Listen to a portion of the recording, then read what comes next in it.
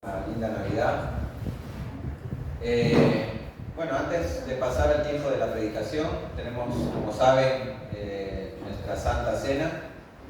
Así que los invito a que vayan al libro de Corintios, capítulo 11, versículos del 23 al 26.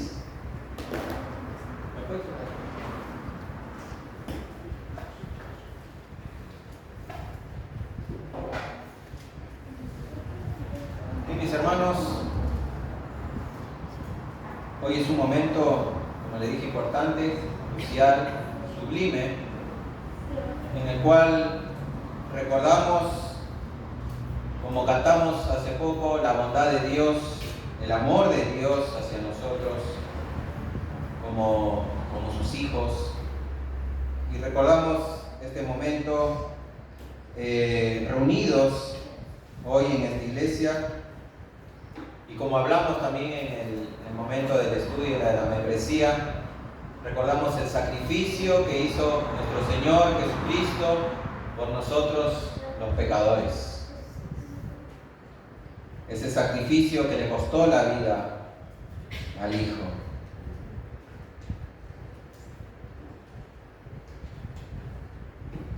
Primera de Corintios capítulo 11, versículo 23, dice: porque yo recibí del Señor lo que también os he enseñado, que el Señor Jesús, la noche que fue entregado, tomó pan y habiendo dado gracias, lo partió y dijo: tomad, comed, esto es mi cuerpo que por vosotros es partido, haced esto en memoria de mí.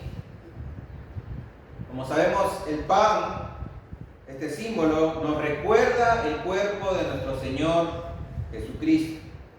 Nos recuerda su sacrificio que Él hizo por nosotros en la cruz. Gracias.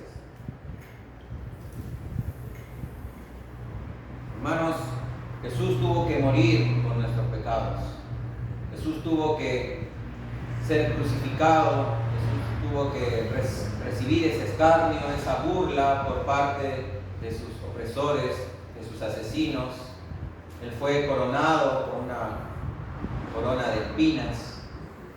Él derramó su sangre y sufrió ese dolor por nuestros pecados, mis hermanos. Estuvimos hablando mucho también acerca del arrepentimiento, de la fe en el curso de membresía.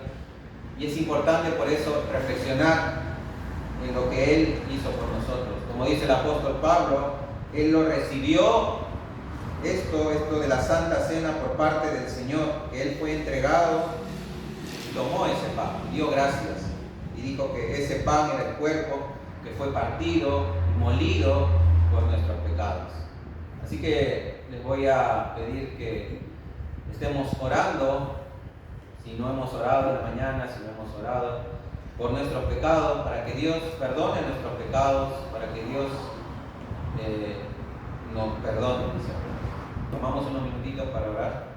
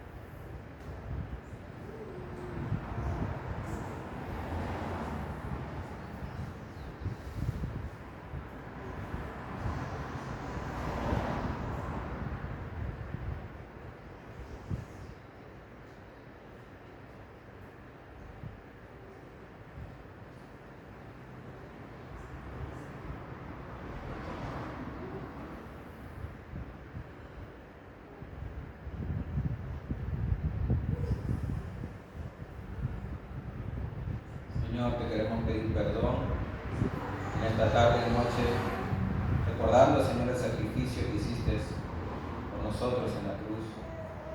Perdónanos, Señor, nuestros pecados, Que tu Espíritu Santo nos ayude a ver nuestros pecados para poder arrepentirnos, para poder pedir perdón.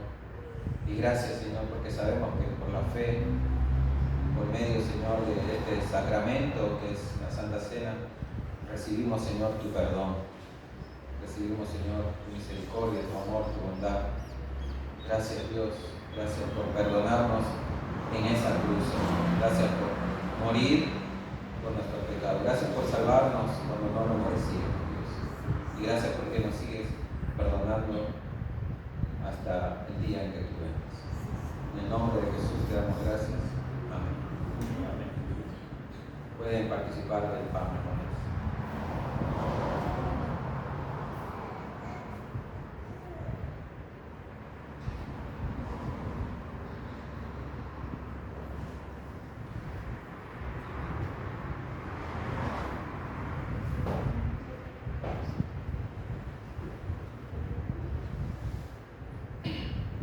Muy bien. Versículo 25 dice: Asimismo tomó también la copa después de haber cenado, diciendo: Esta copa es el nuevo pacto en mi sangre. Haced esto todas las veces que la bebiereis en memoria de mí. El siguiente símbolo es la copa, que representa la sangre derramada de nuestro Señor Jesucristo por la remisión de nuestros pecados. Esta sangre, mis hermanos, nos limpia, nos hace nuevos, nos renueva. Y acá podemos ver, como dijo el propio Jesús, que hagamos esto en memoria de Él. No solamente tuvo que sufrir el dolor, sino que en la sangre está la vida, dice la Escritura. Y Él tuvo que derramar su sangre, Él tuvo que perder la vida, Él tuvo que morir para que nosotros seamos perdonados, para que podamos ser reconciliados con Dios, mis hermanos. Así que ahora vamos a participar de esta copa, pero le quiero pedir a Elvio si puedes orar por la copa, por favor. Padre, gracias.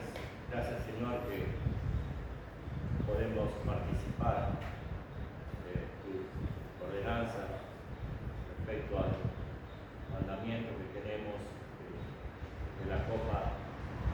En el caso primeramente del pan, la hora de la copa, Señor, que es un símbolo de tu sangre derramada allá en la cruz, en el monte Calvario.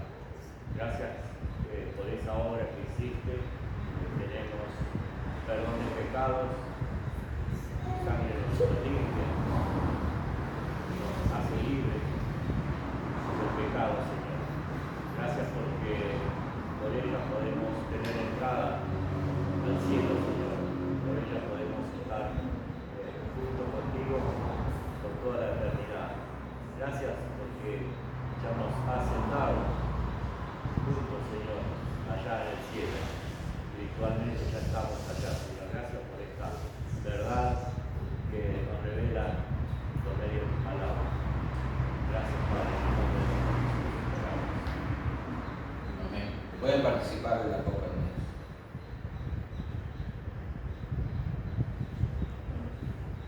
Muy bien, así pues, todas las veces que comieres este pan y bebieres esta copa, la muerte del Señor anunciáis hasta que Él venga, dice la Escritura. Vimos entonces y recordamos, mis hermanos, como cada fin de mes, el amor incondicional y sacrificial de nuestro Señor Jesucristo por nosotros. Ese amor que Jesús demostró en la cruz, muriendo por nosotros, por nuestros pecados, y los recordamos hoy, lo recordaremos siempre hasta que Él venga. Así que pedimos al Padre que bendiga este momento, de comunión, de recordatorio, de este sacramento que como cristianos debemos hacer en humillación ante Él, sabiendo que somos pecadores, sabiendo que necesitamos siempre de su perdón, como estuvimos viendo en la clase. Así que, dicho esto, ahora sí pasamos al tiempo de la escritura. Los niños que tienen su clase pueden ir pasando.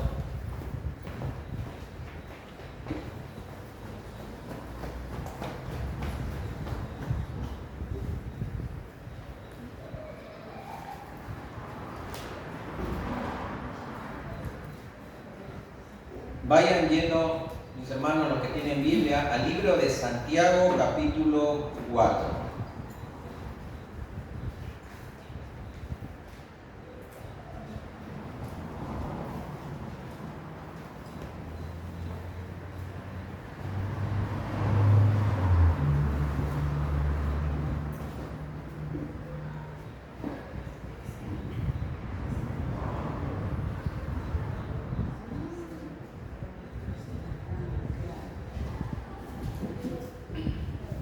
Antes de empezar con la palabra del Señor, quería saludar de manera especial a Paulina, que nos está visitando después del tiempo. La verdad que me siento muy feliz de volver a verte. Estábamos preocupados, siempre nos preguntamos qué será de Paulina, no teníamos cómo comunicarnos contigo. Pero ahora conversando con ella me dijo que ya tiene el número de celular, así que las hermanas cuando termine el tiempo de la palabra pueden ir y pedirle el número, así podemos estar en contacto con ella. Y también agradecer a Elsa también que nos está visitando.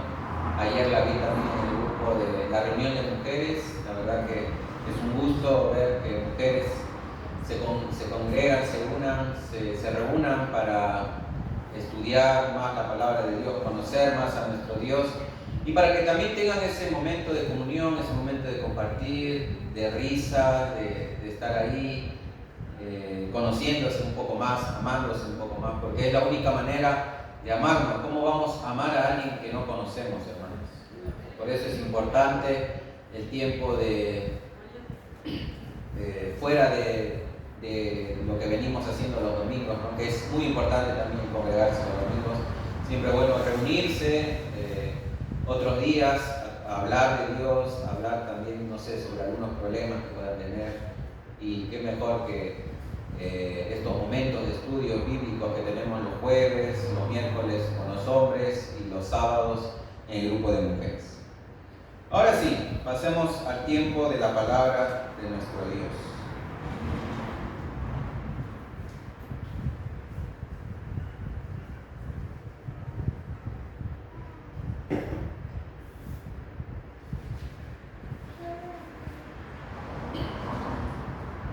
Vamos a orar antes de empezar. Dios mío, Señor, Padre amado, te doy gracias por este día, gracias por tu misericordia, gracias por tu bondad, gracias por tu amor, gracias porque nos permite, Señor, estar reunidos acá hoy, la última semana, el último domingo del año, para seguir, Señor, alabándote y ahora escuchando tu palabra, Señor. Ese mensaje que nos tienes para decir, para estar atentos, para poder obedecerte, Señor, y vivir en santidad.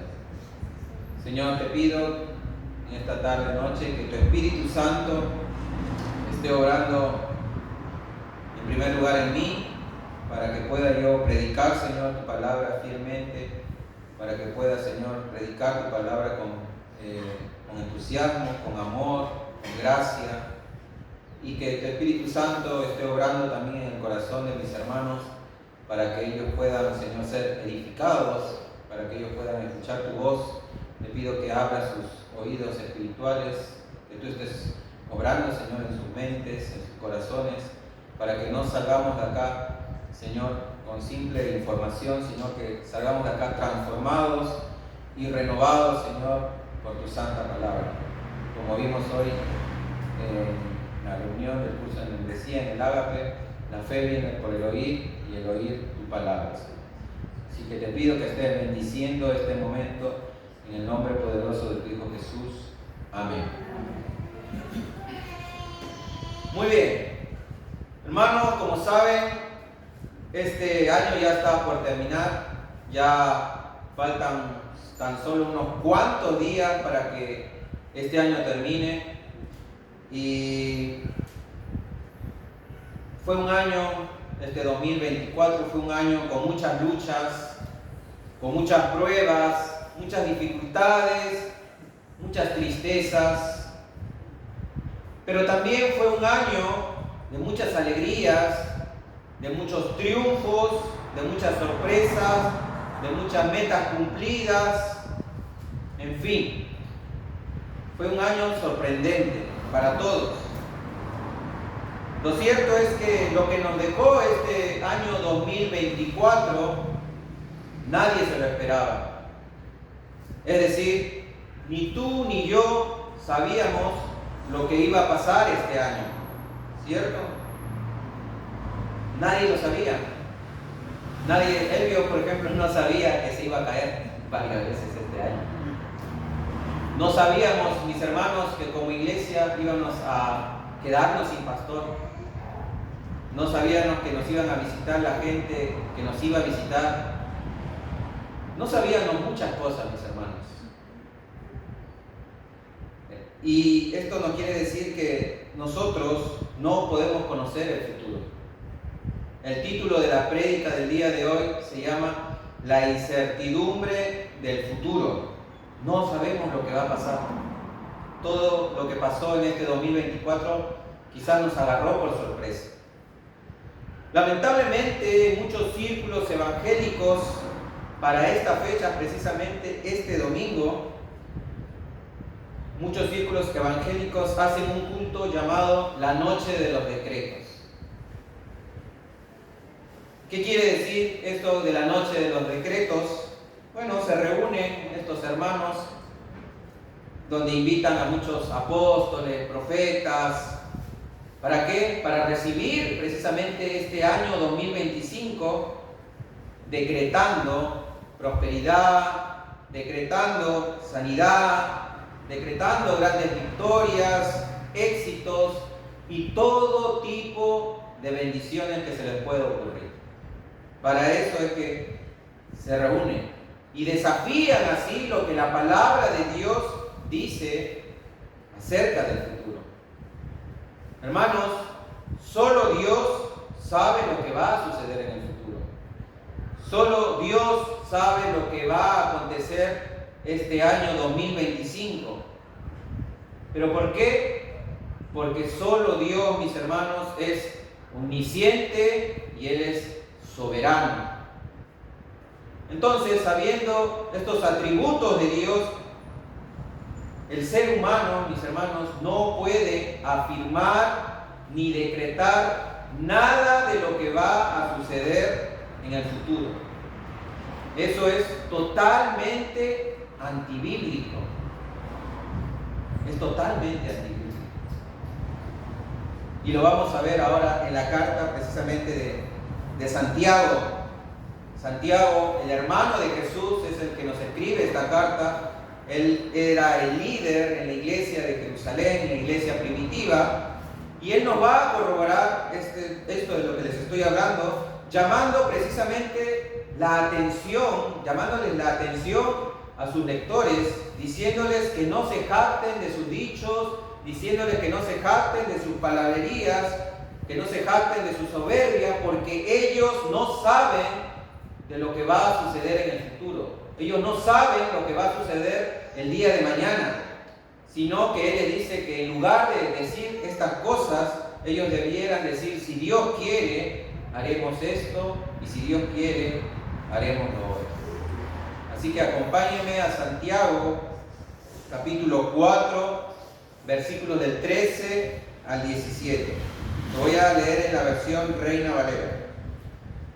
Dice así: Santiago 4, del 13 al 17. Hermanos, vamos ahora lo que decís. Hoy y mañana iremos a tal ciudad y estaremos allá un año y traficaremos y ganaremos, cuando no sabéis lo que será mañana. Porque ¿qué es vuestra vida? Ciertamente es neblina que se aparece por un poco de tiempo y luego se desvanece. En lugar de lo cual debierais decir: si el Señor quiere, viviremos y haremos esto o aquello. Pero ahora os jactáis en vuestras soberbias. Toda jactancia semejante es mala, y al que sabe hacer lo bueno y no lo hace, le es pecado.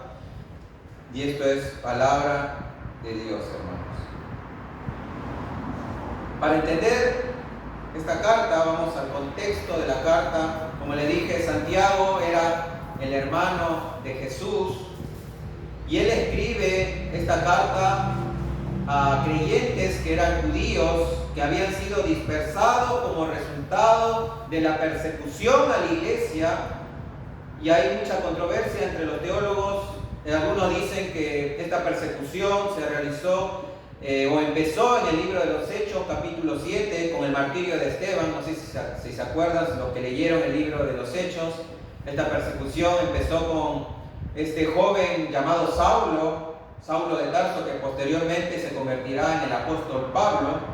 Pero otra parte también dice que esta persecución se realizó por el tetrarca Herodes Agripa en el libro de Hechos capítulo 12, cerca del año 44 después de Cristo. Bien sucedió en el capítulo 7, en el año 31, 32, o ocurrió esta persecución en el libro de los Hechos capítulo 12, en el año 44 después de Cristo. Lo cierto es que Santiago escribe esta carta cerca del año 50 después de Cristo. Y escribe esta carta en un momento en que la iglesia cristiana primitiva estaba tratando de definir su identidad y su relación con el judaísmo. Esta carta, mis hermanos, la carta de Santiago, tiene un énfasis muy práctico, que destaca no tanto lo teórico, lo teológico, sino que destaca más bien la conducta del creyente. Y el deseo de Santiago a sus lectores, su deseo personal, era que ellos fueran obedientes sin reserva a la palabra de Dios. Es por eso que Santiago, en uno de sus capítulos, dice que la fe sin obras está muerta. Santiago va a lo práctico. Santiago va a la conducta del creyente, a esa vida piadosa que el que ha creído en el Evangelio de Jesús debe vivir. Así que empecemos con un primer punto acerca de la presunción sobre el futuro. Versículo 13 nos dice: vamos ahora lo que decís. Hoy y mañana iremos a tal ciudad y estaremos allá un año y traficaremos y ganaremos. Vamos ahora lo que decís, dice Santiago. En otras versiones, la Biblia de las Américas dice: oí ahora lo que decís. Santiago, mis hermanos, como les dije al principio, hace un llamado de atención a sus lectores. Él les dice que escuchen con atención lo que están diciendo. Es decir, Santiago les está diciendo: hermanos, dense cuenta de cómo están hablando. Escúchense, reflexionen en lo que están diciendo. No hablen por hablar. No hablen por hablar. Porque estos hermanos a los cuales estaba dirigida esta carta, como les dije, tenían una presunción sobre el futuro. Ellos habían hecho planes pensando que ellos conocían el futuro. Y mis hermanos, ¿cuántas veces nosotros mismos, como cristianos, como hermanos, no escuchamos lo que decimos, no reflexionamos en nuestras palabras y no medimos lo que hablamos? Y esta sección de la carta empieza con ese llamado de atención. Vamos ahora, o oí ahora lo que están diciendo. El propio Señor Jesucristo nos dice en Lucas capítulo 6, versículo 45, los que están tomando nota pueden apuntar. Lucas 6, 45 dice: el hombre bueno del buen tesoro de su corazón saca lo que es bueno, y el hombre malo del mal tesoro saca lo que es malo, porque de la abundancia del corazón habla la boca. Este es el principio bíblico que nos enseña Jesús.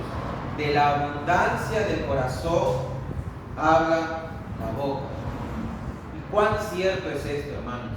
Si realmente quieres tú conocer a una persona como es, ¿Qué es lo que tienen que hacer? Estar atento y escuchar sus palabras. Escucha cómo habla. Escucha cómo se comporta, cómo se dirige hacia las otras personas. Escucha cómo trata a su esposa. Escucha cómo trata a sus hijos. Cómo trata a sus amigos. Cómo es adentro y fuera de la iglesia. Cómo es que se expresa esta persona. Es importante, mis hermanos, entender ese principio. De la abundancia del corazón, de lo que abunda dentro de nosotros, es como nosotros hablamos. Hermanos, no debemos hablar por hablar. Hay un dicho que dice que las palabras duelen más que los golpes. Las palabras duelen más que los golpes. Sobre todo si vienen de una persona cercana a nosotros. Nos duelen las palabras. Con las palabras, mis hermanos, tú puedes animar a las personas, pero con las palabras también tú puedes destruir a una persona. Y Santiago nos invita a reflexionar sobre eso. Por eso es que nos dice, oíd lo que decís. Presten atención a sus propias palabras, a sus propios dichos. Presten atención qué es lo que sale de sus bocas. ¿Cómo están tratando a los demás? Esa es la primera llamada de atención que Santiago nos hace. ¿Pero por qué dice eso? Santiago le dice, escuchen bien, le dice, estas personas decían lo siguiente: hoy y mañana iremos a tal ciudad y estaremos allá, y traficaremos un año y traficaremos y ganaremos. Pero Santiago le dice, versículo 14, cuando no sabéis lo que será mañana. Ustedes no saben lo que será mañana, le dice Santiago a sus lectores. Y mis hermanos, hay que entender de nuevo algo. Los receptores de esta carta, como le dije, eran judíos creyentes, judíos cristianos que recién se habían convertido a Cristo. Y los judíos, mis hermanos, por naturaleza, ellos son negociantes. Hasta el día de hoy, los judíos son negociantes. La mayoría de los judíos son ricos. Es más, los judíos piensan que la pobreza es una maldición. Si tú eres judío y eres pobre, estás maldito. Ellos son buenos negociantes. Y ellos, según lo que escribe Santiago, habían hecho planes para el futuro de qué es lo que iban a hacer ellos, sin darse cuenta, mis hermanos, que nadie tiene el control sobre el futuro. Ningún ser humano sabe lo que va a pasar. Y el pecado que está denunciando aquí Santiago es el de planificar de una manera autoconfiada y jactanciosa en independencia de Dios. Ese es el pecado que está denunciando Santiago. Vamos a ver entonces acá a un negociante que tiene un plan completo para el futuro. Observemos entonces los detalles de este plan. Primero, este negociante ha pensado en el tiempo. Como dice, hoy y mañana. Hoy y mañana. Ese es el tiempo. También el detalle de este negociante es el personal. ¿Qué es lo que va a hacer? Por eso es que dice, y estaremos allá un año y traficaremos. También ha pensado en el lugar. Iremos a tal ciudad, dice. Pensó también en la duración. Estaremos allá un año. Pensó en la actividad que se va a realizar. Traficaremos. Y pensó también en el resultado, que es ganaremos. Entonces, este negociante judío ya lo había planificado todo. Vimos entonces el tiempo, el personal, el lugar, la duración, la actividad y el resultado de sus planes. Pero ¿qué es lo que está ausente en esta descripción? Lo que está ausente, mis hermanos, es que en ninguno de esos planes está Dios. No está Dios para nada. Y eso es el pecado que está denunciando Santiago. Es decir, ¿hacer planes para el futuro está mal? No, claro que no. Nosotros debemos planificar nuestro futuro. Debemos pensar lo que vamos a hacer. Pero lo que está mal y es pecado es no poner a Dios en nuestros planes. Eso es lo que está mal. Muchas personas hacen planes y luego les piden a Dios que bendiga dichos planes. Y es por eso, mis hermanos, que después estas personas sufren las consecuencias de no consultar a Dios en sus planes, de no poner a Dios en sus planes. Yo conozco personalmente a muchas personas que no consultaron a Dios y que ahora les va mal. Quizás no les va mal en este mundo o carnalmente, pero les va mal espiritualmente. Es decir, estas personas se apartaron de Dios. Quizás les puede ir bien económicamente, pero no están bien espiritualmente. Quizás consiguieron a la pareja de sus sueños, lo que su corazón les pedía, pero no están bien espiritualmente. Así que, mis hermanos, hay que tener mucho cuidado, por ejemplo, al momento de escoger una pareja. Tenemos que consultar a Dios, los que están solteros, ¿no? Las jovencitas, jovencitos que algún día van a conseguir una pareja, deben consultarlo a Dios, deben ir a la palabra y deben ver qué requisitos tiene que cumplir esta persona, si es la voluntad de Dios, si realmente es un cristiano nacido de nuevo. Porque, como les dije, conocí personas que no consultaron a Dios. Es más, nosotros le decíamos, no te juntes con ellos, no te hagas novio o novia de esta persona. Pero no hizo caso. Y ahora sí, está feliz con el novio, pero apartado de Dios. Ya ni se congrega. Y por más que le hablamos, no hace caso. Lo mismo, mis hermanos, al escoger un trabajo, que también es importante, decisiones fundamentales en nuestra vida, hay que consultar a Dios si este trabajo realmente nos conviene o no nos conviene. Hay personas que yo conocí, como le dije de nuevo particularmente, que escogieron el trabajo sabiendo que ese trabajo los iba a apartar de Dios.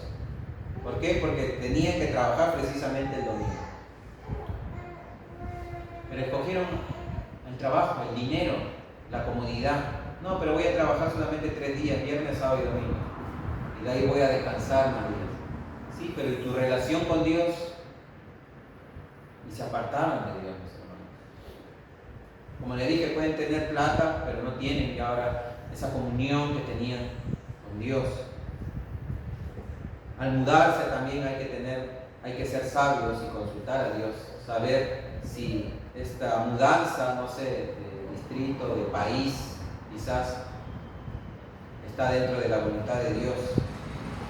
Porque muchas veces también puedes cometer el grave error de irte a un lugar en el cual Dios no te ha mandado, hacer planes los cuales Dios no te ha mandado. Y apartarse de Dios. Esto lleva a apartarse de Dios, mis hermanos. Lo triste es que después estas personas, de haber tomado decisiones, planes, sin consultar a Dios, ellos piensan que Dios los ha abandonado o que ya no los ayuda. Cuando simplemente, mis hermanos, ellos están pagando las consecuencias de su pecado. Santiago nos dice un principio bíblico muy claro. Nos dice, no sabéis lo que será mañana. No sabéis. Le está diciendo a sus lectores, ustedes han hecho planes para negociar durante un año en tal ciudad y traficarán y ganarán, pero ustedes no saben en realidad lo que va a pasar mañana. Hermanos, nadie sabe lo que nos deparará el futuro. Nadie lo sabe. Solo Dios lo sabe. Porque Él es omnisciente, Él lo sabe todo. Pero nosotros no.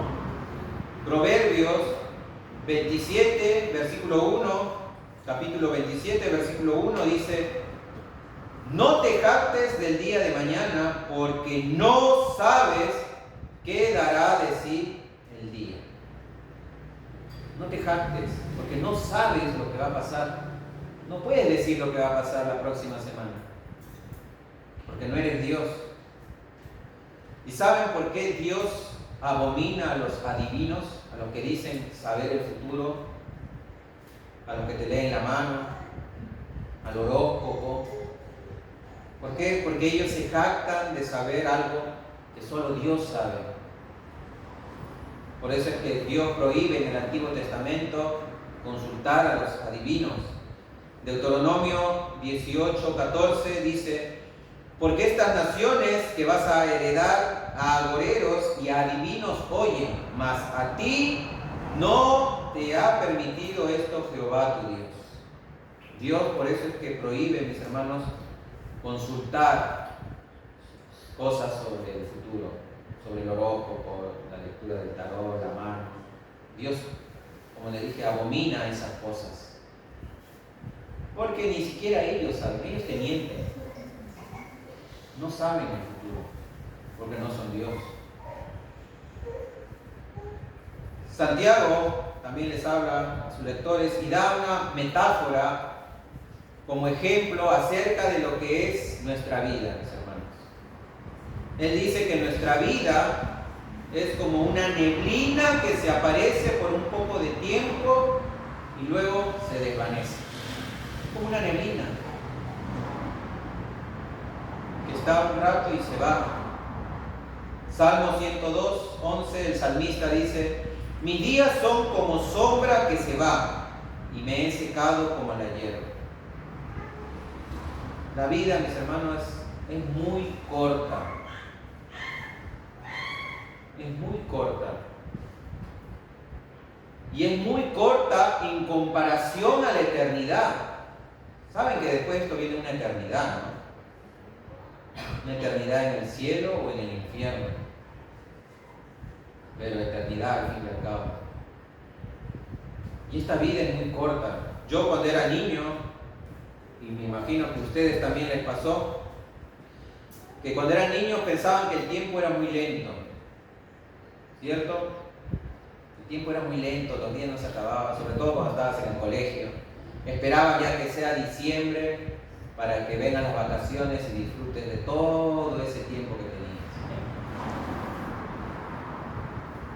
De ahí cuando empecé, luego dejé la niñez, empecé a ser joven, pensaba que iba a ser eterno. Pensaba que la juventud nunca se iba a acabar, que podía hacer lo que yo quería, total era joven, tenía que vivir mi vida.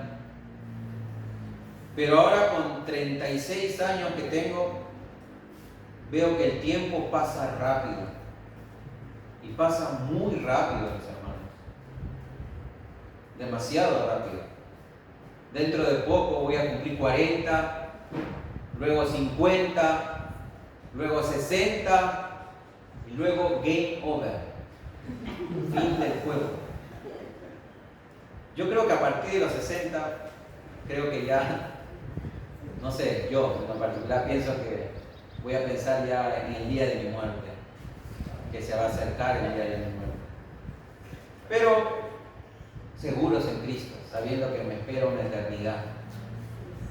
Sabiendo que me espera una eternidad.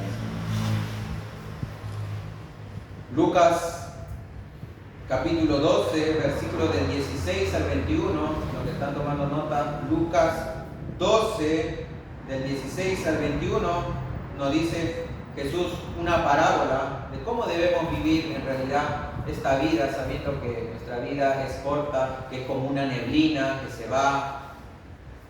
Lucas 12, del 16 al 21 nos dice: también le refirió una parábola, diciendo: la heredad de un hombre rico había producido mucho, y él pensaba dentro de sí, diciendo: ¿qué haré? Porque no tengo dónde guardar mis frutos. y dijo: esto haré, derribaré mis graneros y los edificaré mayores, y allí guardaré todos mis frutos y mis bienes. Y diré a mi alma: alma mía, muchos bienes tienes guardados para muchos años. Repósate, come, bebe y regocíjate. Pero Dios le dijo: necio, esta noche vienen a pedirte tu alma, y lo que has provisto, ¿de quién será? Así es el que hace para sí tesoro y no es rico para con Dios. ¿Se dieron cuenta? Esta es una parábola de Jesús diciendo y mostrando cómo es el corazón del hombre. Este era un hombre rico que había acumulado mucha riqueza, diciendo: ¿dónde voy a guardar todas mis cosas? Ya sé, voy a derribar mis graneros, edificaré otros graneros más grandes y ahí voy a guardar todos mis frutos, todos mis bienes, y a mi alma voy a decir: repósate, come, bebe, regocíjate, porque ya trabajé mucho tiempo, ya trabajé muchos años para ahora poder recién vivir tranquilamente, en paz, no sé, disfrutar de mi vejez, como dirían algunos. Pero Dios le dice: eres un necio, hoy van a pedir tu alma. ¿Y tus bienes de quiénes van a ser? O sea, todo este esfuerzo que hizo este hombre por acumular tesoros en esta tierra, de nada le sirvió, porque cuando se muera nada va a poder llevar. Obviamente los hijos heredarán, ¿no?, las cosas, se pelearán más por los terrenos, por las cosas. Pero este hombre se va sin nada, se va sin nada. En vez de, como dijo Jesús, ser rico para con Dios y no hacer riquezas en este mundo. Así como debemos vivir, hermanos, hacer riquezas en el cielo, no en la tierra, como nos manda nuestro Señor Jesucristo. Segundo punto, y aquí Santiago nos da la clave de cómo es que debemos hablar y cómo es que debemos vivir en dependencia de Dios. Versículo 15 nos dice: en lugar de lo cual debierais decir: si el Señor quiere, viviremos y haremos esto o aquello. Y ahí está la clave, mis hermanos. Ahí está la clave. Si el Señor quiere. Debemos siempre depender de Dios en todo lo que hagamos. Debemos depender de Dios. Porque si el Señor quiere, cumpliremos nuestros planes. El mundo dice, este dicho que es muy conocido, que seguramente lo han escuchado, que dice que el hombre es el arquitecto de su propio destino. Es decir, el hombre es el que hace sus planes, es el que hace el futuro, es el que dirige su destino. Eso es lo que dice el mundo.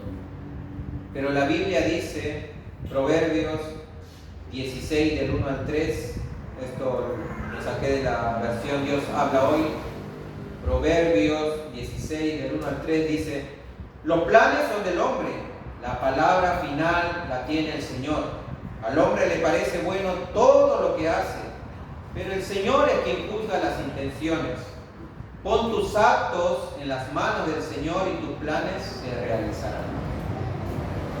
Eso es lo que dice la Biblia.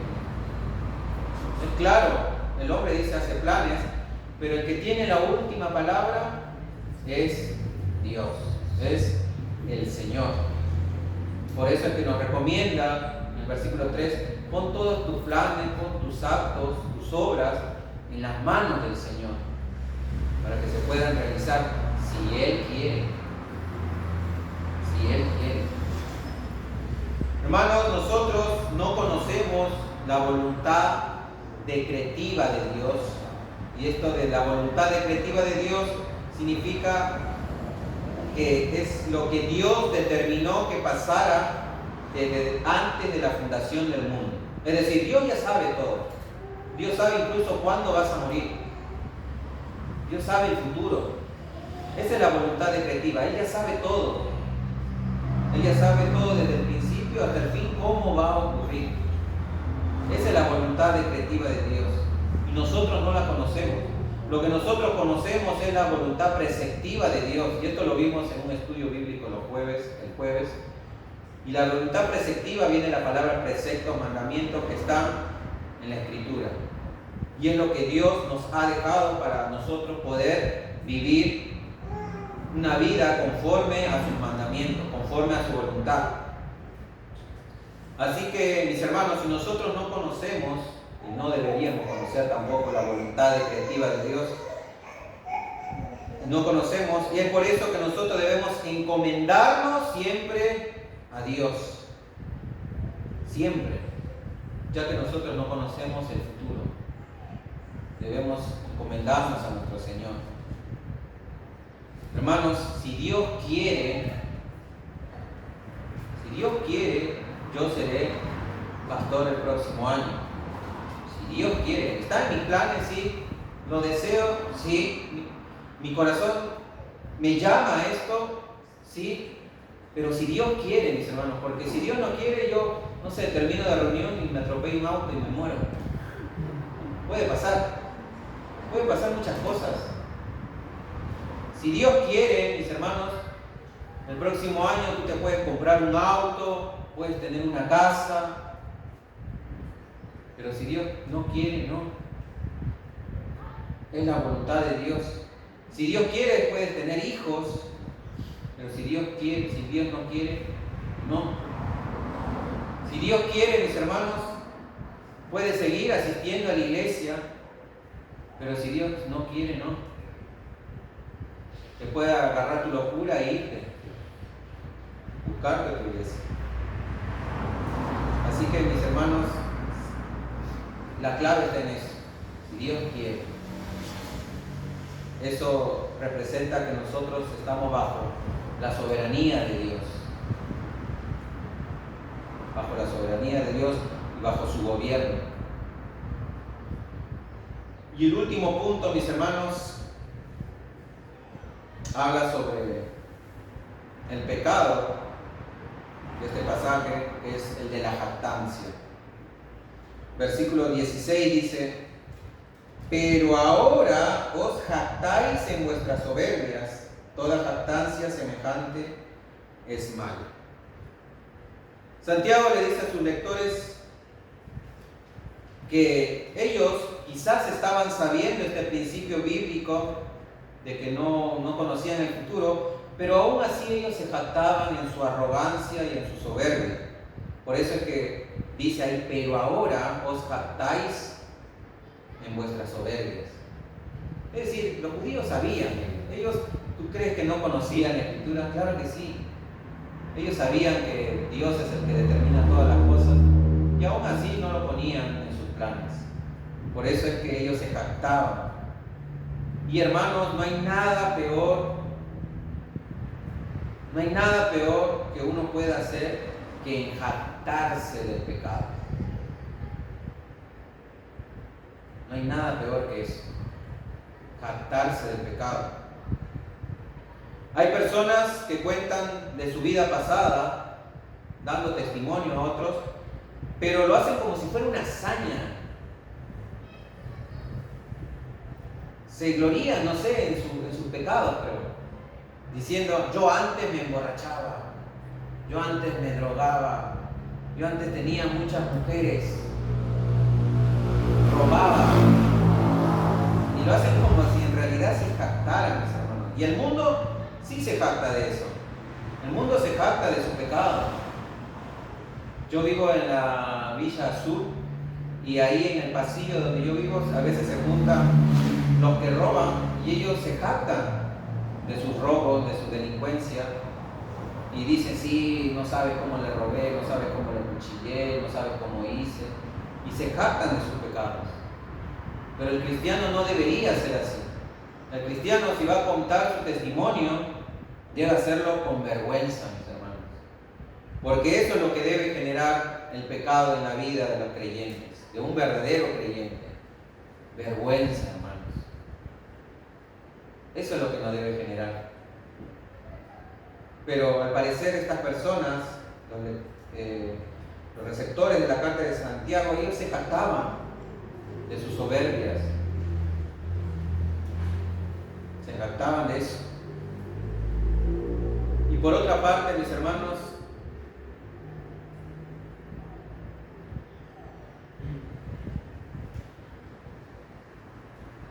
el pecado más horrible que hay y el más difícil de ver en nuestras propias vidas, ¿saben cuál es? El orgullo, la soberbia, la arrogancia, la jactancia. Todos estos son sinónimos. No debemos, mis hermanos, orgullecernos de nada. Como dice la Escritura, el que se gloríe, gloríese en el Señor. Pero como le dije, es un pecado muy difícil de ver en nuestras vidas. Nosotros no queremos confesar o decir que somos orgullosos. Otra persona tiene que venir a decirnos, mira, creo que está siendo un poco soberbio al hacer esto o aquello. Personas que no se dan cuenta, personas que a cada rato suben, en Facebook, en Instagram, en WhatsApp, todo lo que hacen. Acá comiendo tal cosa, acá yendo a tal cosa, acá haciendo tal cosa. Eso es ser orgulloso. ¿Se dan cuenta? Y eso es difícil de ver, como les dije. Un ejemplo claro es de un personaje muy conocido y que es nuestro mayor enemigo, que es Satanás. Isaías 14, lo que están apuntando, Isaías 14, del 12 al 14, nos muestra el pecado de Satanás, que es el orgullo, obviamente. Isaías 14, del 12 al 14 nos dice: ¿Cómo caíste del cielo, oh lucero, hijo de la mañana? Cortado fuiste por tierra, tú que debilitabas a las naciones. Tú que decías en tu corazón, subiré al cielo, en lo alto, junto a las estrellas de Dios, levantaré mi trono y en el monte del testimonio me sentaré a los lados del norte, sobre las alturas de las nubes subiré y seré semejante al Altísimo. Dice la Escritura. Y según el contexto de este libro del profeta Isaías, este escarnio, estas burlas, era para el rey de Babilonia, pero también nos hace alusión, como le dije, a Satanás. Porque ¿quién sino Satanás, llamado como lucero, hijo de la mañana? Que cayó, dice, precisamente por este pecado, por la soberbia, por el orgullo. Él decía en su corazón: subiré al cielo y me sentaré en el monte del testimonio, sobre las alturas de las nubes, y seré semejante al Altísimo. O sea, vemos que Satanás quería ser como Dios, y él se jacta en eso. Su orgullo fue lo que lo llevó a caer del cielo.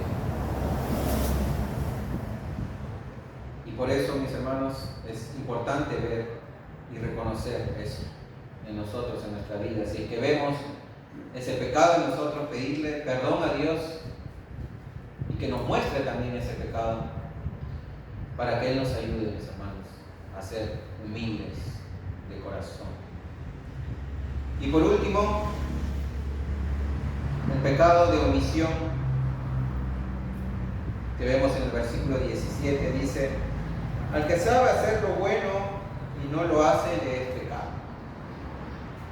Terminamos entonces con este último principio bíblico que vemos y que nos deja Santiago en la Escritura, llamado el pecado de omisión.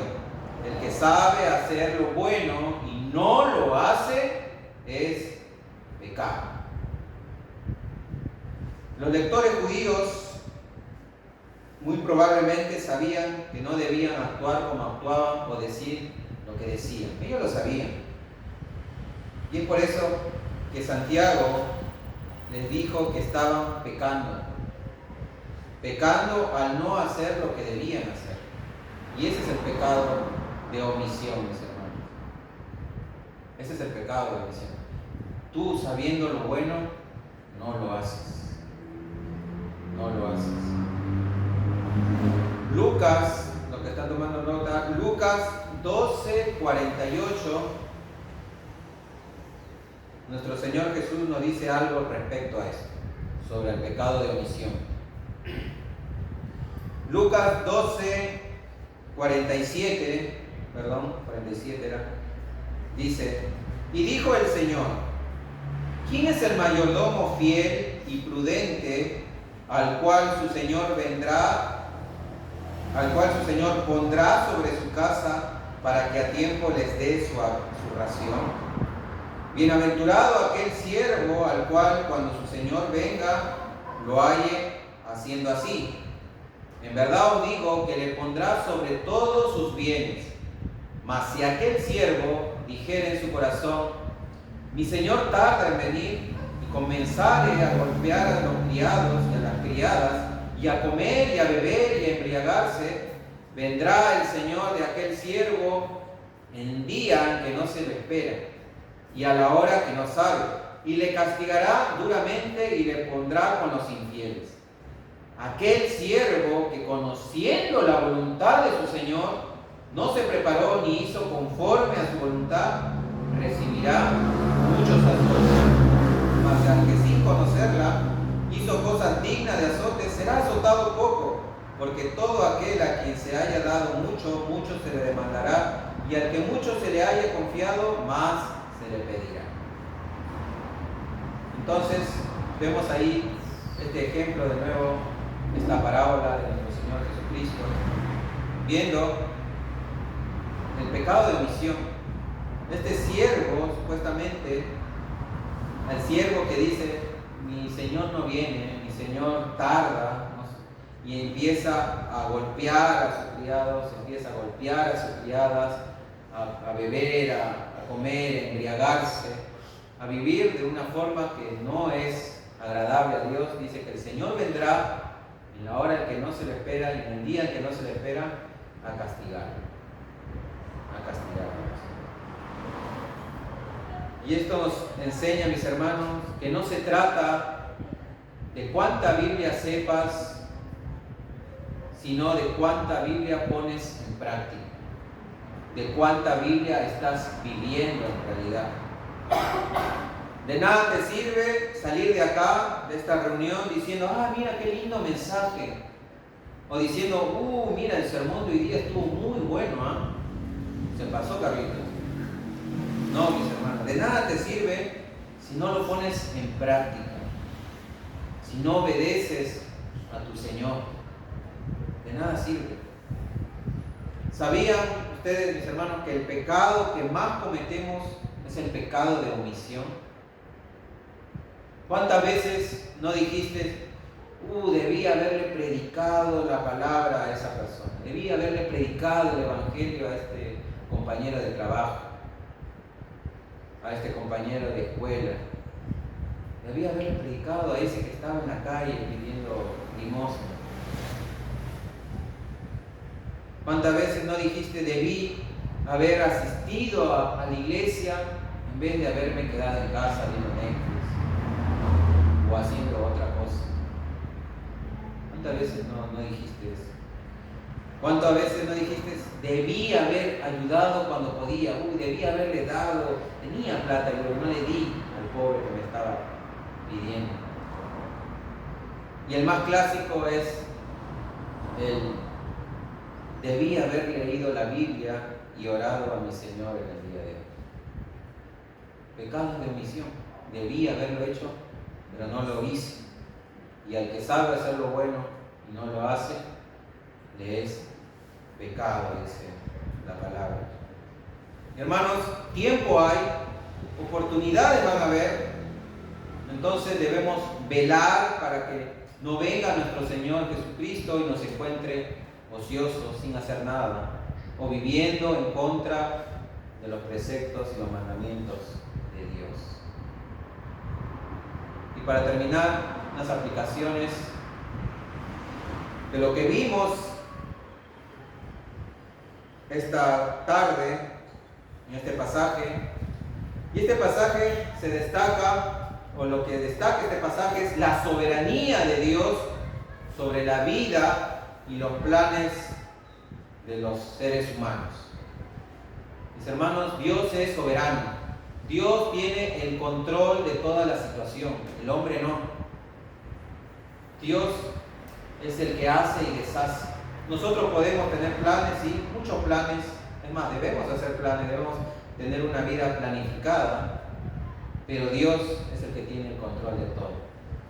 Y sabiendo esto, entonces, mis hermanos, sabiendo que Dios es soberano, debemos vivir en humildad y en dependencia de Dios.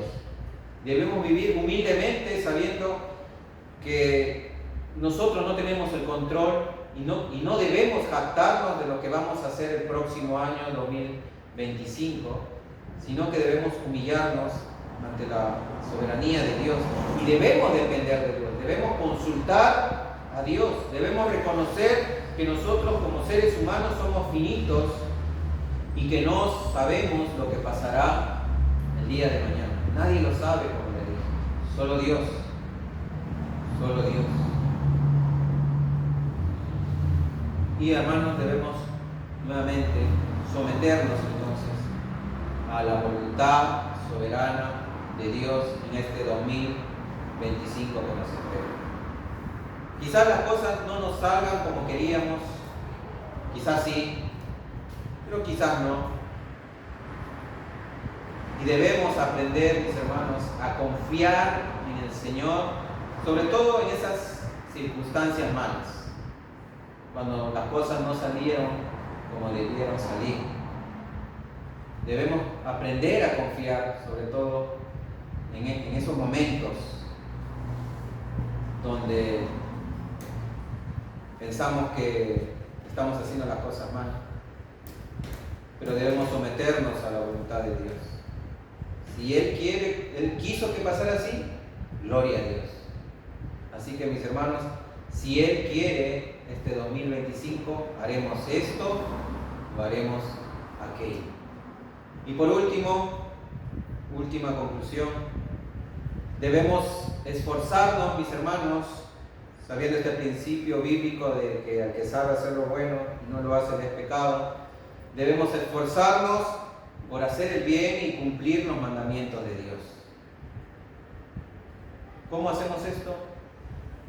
Recordando el Evangelio. Recordando, como la semana pasada vimos, que Cristo Jesús vino a este mundo en forma humana para salvarnos. Y tuvo que nacer, tuvo que ser un bebé, nacer y ponerlo en un pesebre. Mis hermanos, Él se despojó de su gloria por un lapso de tiempo y se esforzó, vivió esta vida como humano, haciendo el bien a los pecadores que no se lo merecían. ¿Cómo hacía el bien?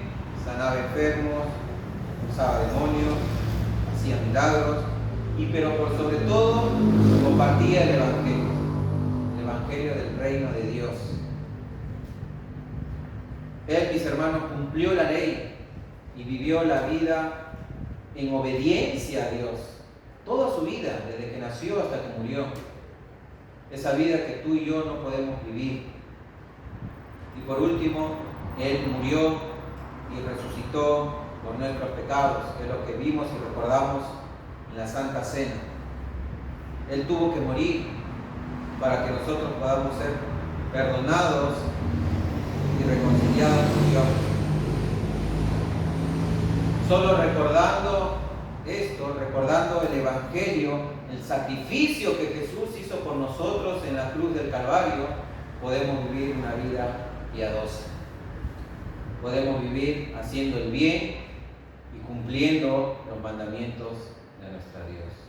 Solo así, impulsados por el Evangelio. No hacerlo por nuestra propia fuerza, por nuestra propia carne, sino recordando y meditando en la obra de Cristo Jesús por nosotros en la cruz. Oramos, hermanos. Marilina, ¿quieres orar? Padre, te damos gracias, Señor, por prédica, Señor, por permitirnos, Señor, poder escuchar tu palabra. Te pedimos, Señor, que cada uno de nosotros la podamos atesorar en nuestros corazones y ponerlas en práctica, Señor, no solo oírlas. Te pedimos, Padre, que nos acompañes a cada uno al regreso a nuestro hogar, Señor, que sigas guiándonos en la semana, que podamos cumplir, Señor, con todo lo oído en este día, Padre. Te damos gracias por cada uno de los que pudo estar presente en el día de hoy, Señor, por cada uno de nosotros, Padre. Te damos gracias en tu nombre de Hijo Jesús. Amén. Amén. Muy bien. ¿Hay la programación para esta semana? Jueves. Jueves. Nos juntamos a las 16 horas. La vamos a avisar de todos modos ahí en Belén. ¿A las 4 de la tarde?